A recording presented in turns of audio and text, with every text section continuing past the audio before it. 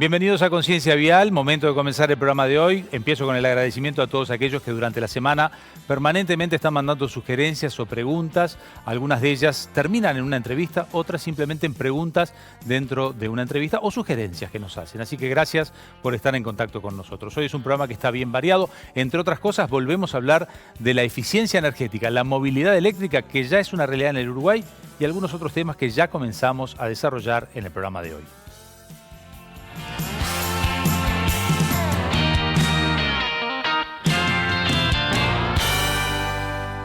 Presentan este programa empresas con responsabilidad vial. Automóvil Club del Uruguay. Mileto Piscinas, Saunas y Spas. UNIT, un país de calidad. Banco de Seguros del Estado. En Uruguay nadie te da más seguridad. UTE, transformando con energía nuestro país.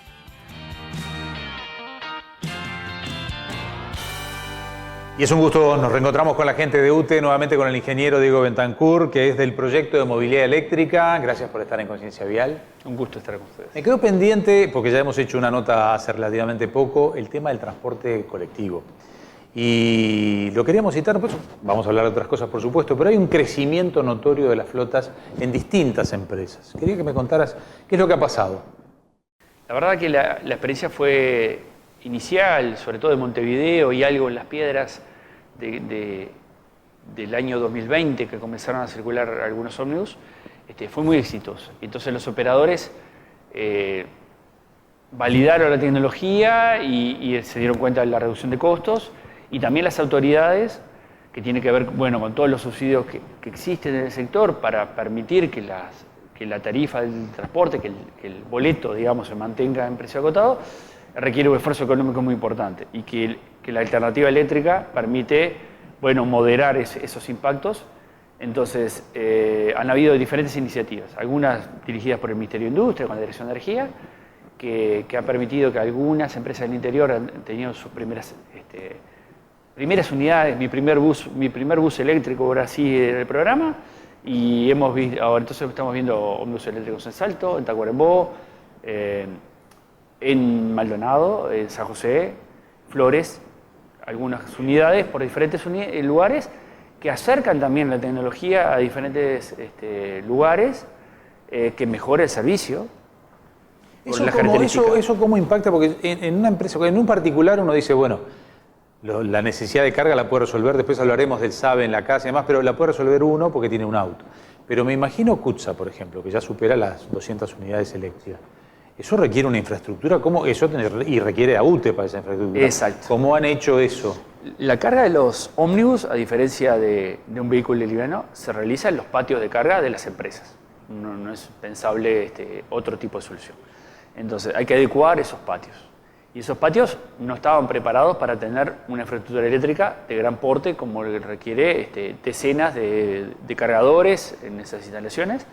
Para ello lo que realizan son trámites de conexión de UTE de potencias importantes, que son similares a lo que haría una industria o una gran superficie comercial o un edificio.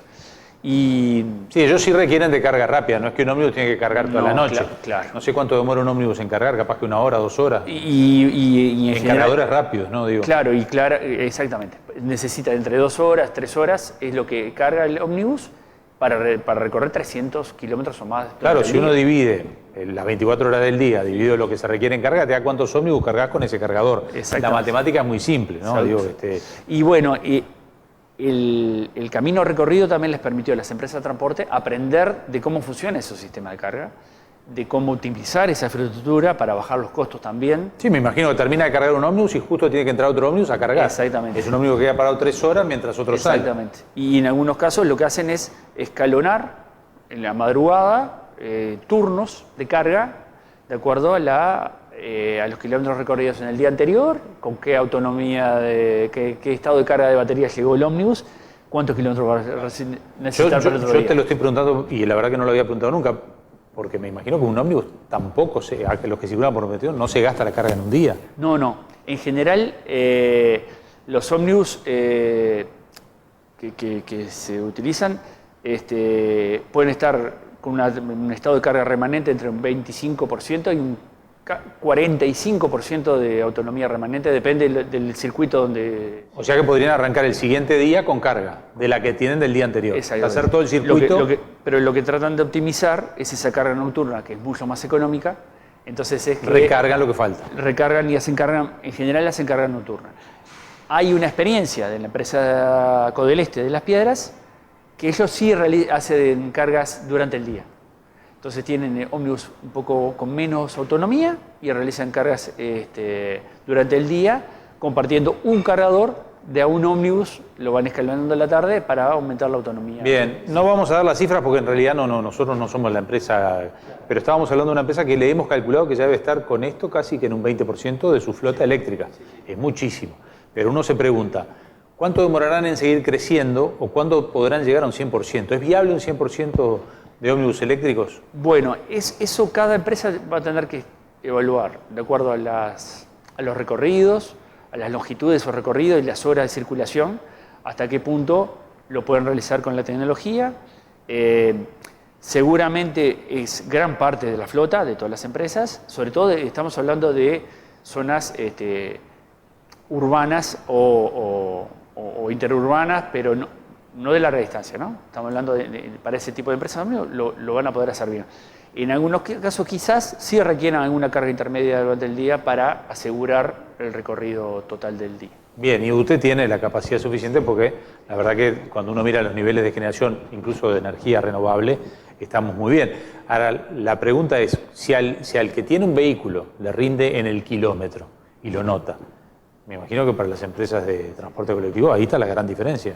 Es mucha la diferencia y hay que tener en cuenta también que en ese costo de combustible hay una parte que la absorben las empresas y hay una parte que la absorbe toda la sociedad porque... Es el subsidio. Es el subsidio. Entonces lo que permite los instrumentos que fueron aprobados por la rendición de cuentas es, bueno, facilitar esa herramienta y en vez de ser el subsidio destinado a quemar combustible, están destinados a la renovación de unidades, a la inversión, y se le retorna durante muchos años a la empresa en cuotas, digamos, la inversión realizada. Y ese financiamiento a través del subsidio es lo que permite actualizar la flota y, bueno, y hacer el cambio tecnológico. Estamos hablando de que esta renovación de vehículos se va a seguir dando, entonces. Se va a seguir dando. Es una mecánica que funciona. Exactamente. Es fundamental ese instrumento aprobado por el Ejecutivo, es lo que asegura la renovación.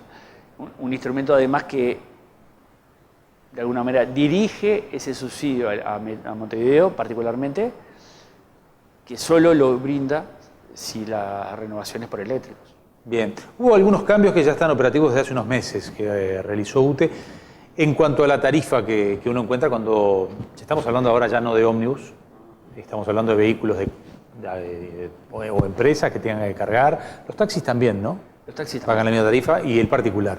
Ahí está. ¿Qué es lo que ha pasado? Bien, bueno, un poco por el aprendizaje del uso de la red de carga y para dar señales de eficiencia y para diferenciar los costos que estamos de alguna manera mandatados a reflejar costos en los precios de los servicios que brindamos, se han hecho algunos cambios. Los cambios son, nosotros teníamos una tarifa que tenía 3 tramos horarios, se unificó el precio a un único cargo durante todo el día igual, o sea, plano durante el día, no importa qué hora se cargue. Se diferenció la carga de corriente alterna de la corriente continua. Eso tiene una infraestructura atrás que tiene diferentes costos y es importante transparentarlo, pero también aquel usuario de un vehículo eléctrico que está haciendo ruta, necesita parar y seguir, sabe que esa carga rápida está dispuesto a pagar un poco más por esa carga rápida y el servicio lo valora. Otra cosa que incorporamos, que fue necesario, es que hay un cargo por el tiempo en que el vehículo está conectado a la red de carga, pero no está cargando. O sea, nos pasaba que el auto lo dejaban de estacionamiento durante muchas horas, utilizando toda esa infraestructura y dejándolo indisponible por el que venía atrás. Entonces tuvimos que colocar un cargo por ello, que bueno, luego de 20 minutos de estar conectado y no recibir carga, se empieza a cobrar un estacionamiento bastante oneroso, no con la intención de cobrar, sino que se lleven el auto. Desestimular el uso. Y eso fue bien percibido. Eso puede no pasar en un shopping, que aclaremos, porque si no la gente dice, esto pasa Porque en los lugares privados no, si un shopping quiere tener un cargador eléctrico, usted lo quiere poner y no le dicen nada, le quedará ahí. Ahí está. Esto ustedes están hablando de la red pública. De la red pública que uno encuentra en la aplicación de UTE. Ojo, ¿en la aplicación de UTE también figuran los que son de shoppings y eso? Todavía no. No. Todavía no. Es nuestro interés poder integrar en la aplicación las redes privadas, pero todavía no tenemos ningún caso resuelto. Yo voy a un club en donde hay 2 cargadores y uno ve los autos estacionados 7 horas, pero claro, no le cobran el parque. Ahora me doy cuenta porque y lo otro él sabe en los hogares. Él sabe en los hogares. Bueno, parte de los cambios también han permitido diferenciar un poco más la carga doméstica o la carga de las empresas de lo que el costo que tiene la red pública, ¿no? Nosotros queremos estimular que los vehículos que puedan hacerlo lo realicen en sus hogares. Entonces, el costo de moverse en vehículo eléctrico es mucho menor si uno carga en su hogar, y a su vez queremos estimular la utilización del SABE, del cargador, del equipo de carga. El cargador no es que lo venda UTE, no. Se compra. ¿La instalación la controla UTE? Sí, ¿O un electricista? Exactamente, como hacemos todas las instalaciones eléctricas, son técnicos autorizados que lo pueden Usted realizar. llega hasta la puerta, esto está dentro de mi casa, sí. Yo contrato al electricista y tengo un beneficio por... Tiene un beneficio que son de 500 pesos más IVA por mes hasta diciembre del 2025 por haber incorporado ese SABE. Eso nos va a permitir prepararnos para nuevos productos que podamos brindar, y también le pedimos al cliente alguna información para darle un seguimiento de cómo es la modalidad de consumo y aprender cómo usa cómo es que realiza la carga, para poder cuantificar el uso de la red. Bien, así como descubrieron que había gente que usaba el parking dejando el auto todo el día, cómo se moviliza el cómo particular se usa en su la casa. red, y eso eventualmente nos va a permitir optimizar la infraestructura eléctrica más allá de todas las redes que tienen un costo importante en la factura, y podemos compartir beneficios con los clientes. Diego, muchísimas gracias por hoy. Gracias a ustedes. Un gusto haberme reencontrado contigo. Nosotros hacemos una brevísima pausa y ya volvemos con más Conciencia Vial.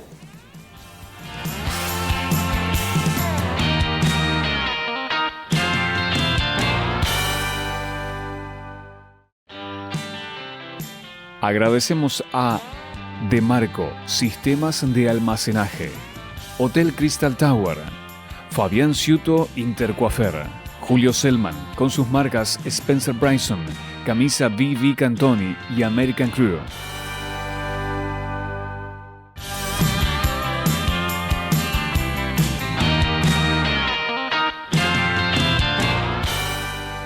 Tramo final de Conciencia Vial, seguimos desde el Crystal Tower, un gusto recibir a quien nos va a estar contando el post-siniestro, porque en definitiva una vez que ocurre el siniestro, y en este caso ya no hablamos de prevención, la prevención debimos haberlo hecho antes, el siniestro ya existe, allí actúan las emergencias. Bueno, para hablar precisamente de cómo actúan las emergencias, un gusto recibir a Irina Álvarez, que es doctora, un gusto que nos acompañes en Conciencia Vial. Muchas gracias, Jorge, por recibirnos, por la invitación.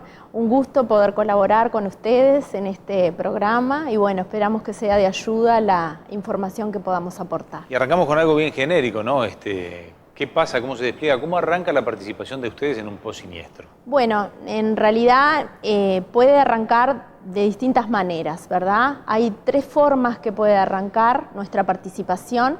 La más común es cuando tenés un llamado del 911, ¿tá? El 911 nos llama y se pasa el llamado a la emergencia. En este caso, si estamos, viste que nosotros tenemos rotatorios en el mes. Nosotros, SWAT, específicamente participamos en los últimos 10 días del mes.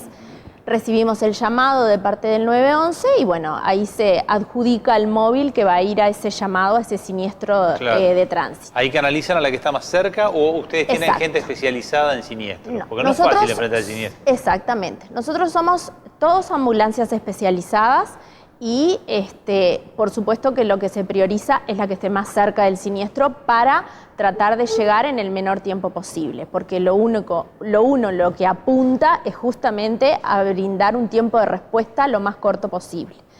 Entonces siempre buscas el móvil que esté más cercano a eso, para poderlo mandar a ese Bien. siniestro. Esa es Ustedes- una de las formas Sí, sí. que puede recibirse el llamado de un siniestro. Ese es el 911. Ese ¿Otra? es el más frecuente. Otra puede ser que te lo encuentres. Vas en la vía pública y te encontrás el siniestro, que puede ser desde un radio hasta una ambulancia específicamente, y que incluso tú podés ir a otro llamado y podés encontrarte con un siniestro. Entonces, en ese caso, queda de fuera el llamado que va, se busca otro móvil para ese llamado y tú te tenés que dedicar al No siniestro. importa si estás en esos días que te corresponde o si le correspondía a otro. No importa. En ese caso, si tú lo encontrás al siniestro, tenés que dar la asistencia. En realidad, todo ciudadano que se encuentra con un siniestro tiene Debe que parar y asistirse. brindar la asistencia, sea como sea llamando a una emergencia o buscando la ayuda de la forma que sea. Sí, de hecho hay una figura delictiva que es la omisión de asistencia. Exactamente. Y la tercera forma que puede ingresar un llamado es que un socio te llame. Tuvo un siniestro de tránsito o encontró un siniestro de tránsito y te llama, Él llama y, a su- y vas. Eso sería a cuenta de él, en definitiva. Exacto, Puede llegar la otra exactamente. emergencia a cuenta del siniestro también. Exactamente. Muchas veces pasa que en realidad tú vas a un siniestro, por ejemplo, y tenés múltiples víctimas. Y bueno, si estamos nosotros, por ejemplo, de 911, vamos nosotros y a veces tenemos que pedir apoyo a otro móvil, ¿verdad? Porque la ambulancia traslada un paciente. Y muchas veces tenés múltiples víctimas y tenés que pedir apoyo. A veces puede pasar que vienen otros, cuando tenemos muchas cantidades de víctimas, por supuesto, pero también pueden venir otras emergencias a apoyarte, sí. Eso no, sí se puede dar, sí, claro. Claro. Ustedes dentro de la emergencia son un equipo, pero cuando llegan al siniestro en general conviven con otros equipos. Por porque supuesto. puede haber desde policía, Es bomberos. muy importante eso, Claro, ¿cómo muy funciona? importante. Bueno, en realidad siempre cuando te llama el 911 ya está en el lugar y para nosotros eso es fundamental porque ellos son los que se encargan, ¿verdad?, del tránsito, porque es difícil atender un paciente que está en la vía pública, que están pasando continuamente autos, motos y, Claro. y nos tienen que cuidar a nosotros porque nosotros somos los que vamos a asistir y tenemos que estar seguros para poder brindar una asistencia. Si no, además podés estar- aquella Exacto. premisa de si tenemos un siniestro no generemos dos. Exactamente. Entonces, para nosotros es muy importante, ellos nos apoyan, por supuesto, sobre todo te regularizan el tránsito, que es lo que a nosotros nos permite trabajar y nos da la tranquilidad. Muchas veces puede pasar que vamos y por supuesto que el paciente no lo podemos sacar del auto y entonces ahí tenemos que pedir ayuda al equipo de bomberos, Claro. que son ellos los que habitualmente sacan al paciente, lo extrican, que es lo que se llama, y nos entregan el paciente y ahí nos encargamos nosotros. En el mientras tanto se trabaja con el paciente en las condiciones que esté de encierro de Exactamente, vehículo. por a supuesto. ver que describa a él qué le duele, qué siente. Por supuesto, sí, Porque sí, a sí, veces no claro. se ve nada. A veces no se ve nada, a veces tú te parece que es un paciente que realmente no tiene nada, pero muchas veces tenés que mirar, por eso es tan importante cuando tú llegás, ver la escena, cómo está transcurriendo, para imaginarte cómo fue ese siniestro de tránsito, porque a veces el paciente te puede sí o no contar. Puede estar un paciente inconsciente y tú tenés que mirar y tratar de sacar la mayor información posible para ver cómo se dio ese siniestro de tránsito, para ver dónde pueden estar las lesiones, dónde tenés que buscar. Si bien tú haces un examen físico completo, por supuesto de pie a cabeza, pero para ir priorizando a dónde me tengo que enfocar. No es lo mismo un paciente que se golpeó la cabeza a un paciente que de repente, tiene unas lesiones de pierna. Vas a ir dando prioridad por donde ves las lesiones. Y muchas veces la escena o los testigos que te cuentan cómo fue, vos te podés más o menos imaginar y en base a eso vas priorizando por dónde empezás el examen físico, por ejemplo. ¿Hasta qué punto se intenta estabilizar allí en el lugar o hasta qué punto hay una toma de decisión de decir hay que trasladarlo urgentemente a un CTI o a una emergencia? Siempre lo mejor es estabilizar en el lugar para después poder trasladar. En lo personal, siempre trato en lo posible estabilizar ahí y bueno, cuando estabilizás, porque trabajamos los tres en el equipo, Sí, sí. no trabaja solo el médico, solo el enfermero, trabaja el chofer, trabaja el enfermero y trabaja el médico. Los tres trabajamos en la ambulancia y hasta que no estabilizamos el paciente, por lo general no nos movemos del lugar. Con pérdidas de sangre abundantes, tratan de evitar la pérdida de sangre con compresión. Tratamos, y bueno, sí. Porque ustedes no tienen capacidad de transfusión allí. No tenemos capacidad de transfusión. Nosotros allí tratamos de manejarnos, nos manejamos con drogas, por supuesto que manejamos vía aérea, todo eso sí lo tenemos para hacer, pero si el paciente necesita un bloque quirúrgico urgente y necesita transfusión, no. Y van trabajando con él mientras el chofer los va llevando. Sí, vamos tratando de, con fármacos, de tratar de compensar la situación. A veces podés hacer un aportecito de un poco de suero o podés hacer alguna medicación que pueda vasocontraer y retener, a veces no. Lamentablemente, y bueno, se hace lo que se puede. Sí, está claro. Fundamental el tiempo de llegada al siniestro, ¿no? Y entonces también allí están las distancias. ¿Qué cubren las emergencias? Bueno, nosotros cubrimos todo lo que es Montevideo y llegamos hasta Ciudad de la Costa, hasta el peaje. Hasta ahí es donde llegamos todas las emergencias móviles. La parte, digo, de después de Ciudad de la Costa, lo que es Canelones, bueno, ahí se encargan otras emergencias, ¿no? Claro. Pero nosotros hasta ahí llegamos. Antes se hablaba de un tiempo que era el tiempo de oro, que ha ido bajando con los años. Sí, claro. Era media hora, ahora creo que está en los 10 minutos, no sé en cuánto está. Están los 10 minutos. Pero ¿qué pasa cuando te encontrás con un paciente que se demoró en el llamado, o se demoró en llegar, o estuvo complicado llegar? ¿Qué es lo que se agrava? Bueno, depende, ¿no? Depende de lo que le pasó al paciente. Obviamente que un paciente que en realidad, como tú decías, donde hay una pérdida sanguínea importante, obviamente que eso es vital, llegar lo antes posible, no solo llegar a la escena lo antes posible llegar al lugar donde puedan cerrar esa canilla, porque en definitiva es una canilla que se abrió y hay que tratar de cerrarla y necesita un bloque quirúrgico urgente. Y ahí para una persona que quiere ayudar porque vio el siniestro y se bajó y es el que llamó y es el que está esperando la ambulancia, ¿qué sería lo ideal? Por ejemplo, pues tenemos el botiquín que muy poca gente sabe usar, comprimir con las gasas. Bueno, sí, puede ser una de las opciones, puede ser justamente, lo ideal siempre es tratar de no tocarlo al politraumatizado, ¿no? Es dejarlo en la escena, porque muchas veces la gente lo trata de ayudar, le pone una almohadita, le pone una frazadita, le pone una frazada hecho un rollito en la columna, le sacan el casco, esas cosas es preferible evitar porque todo tiene su forma de hacer las cosas.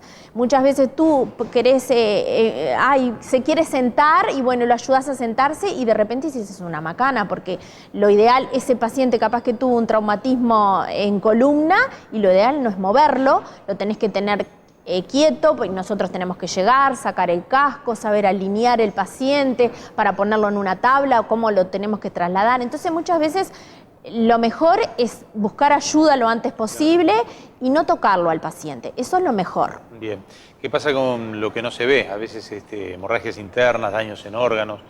Bueno, hay cosas que te dan la pista de que hay algo que no está funcionando bien. Por ejemplo, un paciente que está sangrando mucho, te puede pasar que la presión baje muchísimo y que su frecuencia cardíaca aumente bastante. Entonces tú ahí te podés dar cuenta, te está indicando... Aunque no haya sangrado externo, hay sangrado interno. Te está diciendo que probablemente haya una hemorragia, se está chocando el paciente y por eso se transmite con todos esos signos vitales, ¿verdad? Bien, me queda un minutito. La recomendación para cualquiera que vea un siniestro, entonces, lo ideal es el 911, el 911. Exacto. Lo ideal es el 911 a la brevedad y llame lo más rápido posible. ¿Qué indicaciones debería dar? Y no mover el paciente. Indicaciones que le lleguen a ustedes, por ejemplo, cantidad de heridos, cantidad Exacto. de autos. Lo primero es dónde está ubicado. Buena Eso ubicación. Es lo primero. La ubicación es fundamental, lo más precisa posible, si puede las dos calles o las entrecalles que esté y la calle que esté, por supuesto.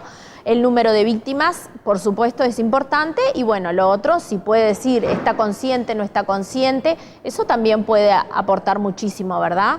De todas formas, nosotros siempre nos movemos, así nos digan que el paciente está bien, que no fue grave, nosotros nos comportamos como si fuera lo que le llamamos un clave 1, que es una emergencia donde hay riesgo de vida. Claro. Muchísimas gracias por hoy. A ustedes.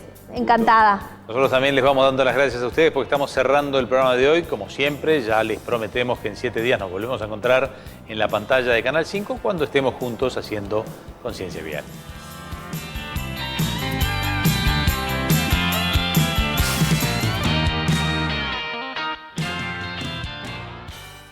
Hola, bienvenidos a la Academia de Choferes Seguros de Banco de Seguro del Estado.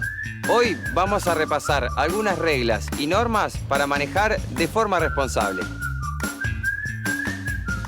Clase 1, balizas. Antes de detenerte en la calle, para estacionar o cuando hay un accidente en el camino, usá las balizas. Así los demás conductores se van a dar cuenta de que te estás deteniendo y no los agarrás por sorpresa. Nos vemos en la próxima clase y no te olvides que manejar bien es el mejor camino para prevenir siniestros. Presentaron este programa Empresas con Responsabilidad Vial. Automóvil Club del Uruguay.